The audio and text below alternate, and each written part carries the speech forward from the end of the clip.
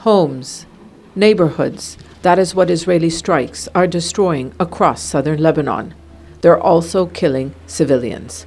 The United Nations says it's an unacceptable toll.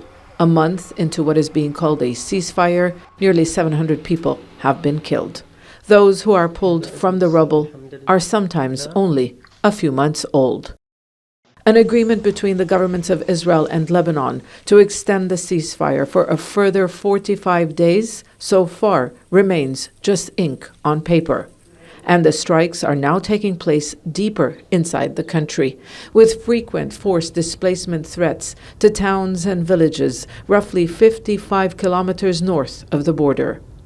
This is all happening while the United States hosts a diplomatic process between Lebanon and Israel, the first in decades. Political discussions are set to continue in early June, but there's still no commitment from Israel to Lebanon's priorities of a full cessation of hostilities and a complete Israeli withdrawal from Lebanese territory. We had a wonderful exchange of over 2 hours.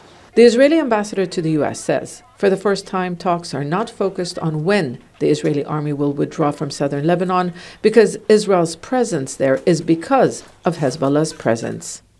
Lebanon also agreed to security talks with Israel. The United States will host those meetings at the Pentagon later this month. They're expected to focus on coordination and communication between the Lebanese and Israeli militaries.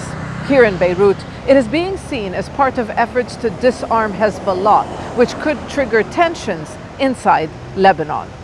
Hezbollah, which is refusing to hold fire as long as Israel reserves the right to strike at will, is accusing the Lebanese authorities of creating what it calls very big predicaments for the country.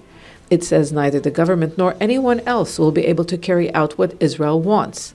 And while its drone and rocket attacks are inflicting casualties among Israeli troops, Israel's firepower is causing death and destruction. For now, at least, there's little to show for the meaningful progress reported by Lebanon's delegation to the Washington talks. Zeina, Khodr, Jazeera, Beirut.